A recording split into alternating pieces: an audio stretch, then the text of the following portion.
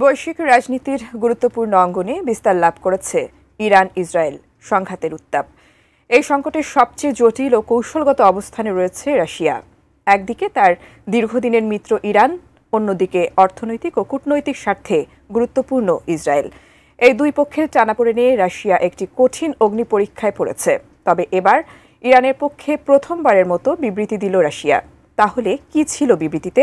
বিস্তারিত জানাচ্ছেন জান্নাতুন Nahar Jerry.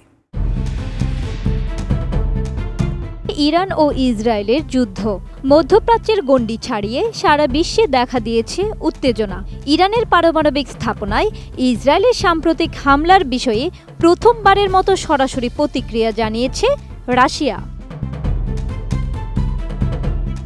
17 June রাশিয়ার ক্রেমলিন থেকে পররাষ্ট্র মন্ত্রণালয়ের এক বিবৃতিতে বলা হয়, ইরানের পারমাণবিক স্থাপনাগুলোতে চলমান হামলা আন্তর্জাতিক আইনের দৃষ্টিকোণ থেকে অবৈধ। তুরস্ক ভিত্তিক সংবাদ মাধ্যম আনাদুলু থেকে এ খবর জানা যায়।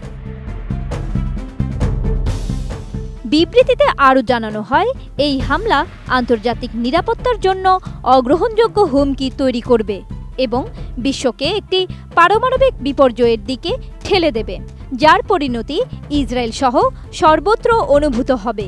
বিবৃতিতে ইসরায়েলকে ইরানের পারমাণবিক স্থাপনাগুলোর উপর অবৈধ এই হামলা বন্ধের আহ্বান জানানো হয়েছে। রাশিয়া বলছে, ইসরায়েলি নেতৃত্বের প্রতি আহ্বান জানানো হয়েছে IAEA এর তত্ত্বাবধানে থাকা পারমাণবিক স্থাপনাগুলোর উপর তাৎক্ষণিকভাবে এই হামলা বন্ধ করতে। বিবৃতিতে কিছু পশ্চিমা দেশ সুযোগ সন্ধানী আচরণ করছে বলে অভিযোগ করা হয়েছে।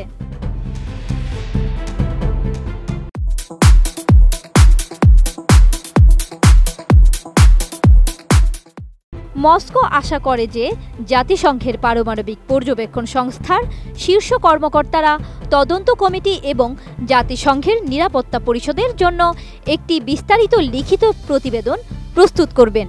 এতে ইরানের পারমাণবিক শক্তি কমপ্লেক্সের নিরাপত্তায় ইসরায়েলের হামলার ফলে সৃষ্ট ক্ষতির মূল্যায়ন অন্তর্ভুক্ত থাকবে। রাশিয়া আরও জানায়, ইরান এখনও NPT-তে সইকারী এবং তারা IAEA-কে তাদের পারমাণবিক স্থাপনায় পরিদর্শনের অনুমতি দিয়ে আসছে।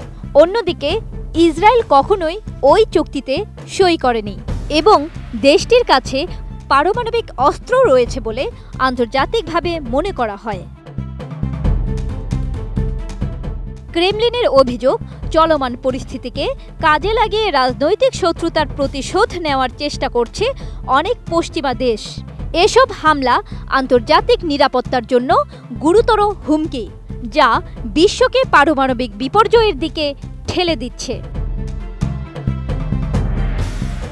এর আগে সোমবার ক্রেমলিন জানায়, রাশিয়া ইসরায়েল ইরানের মধ্যকার সংঘাতের মধ্যস্থতাকারী হিসেবে কাজ করতেও প্রস্তুত রয়েছে।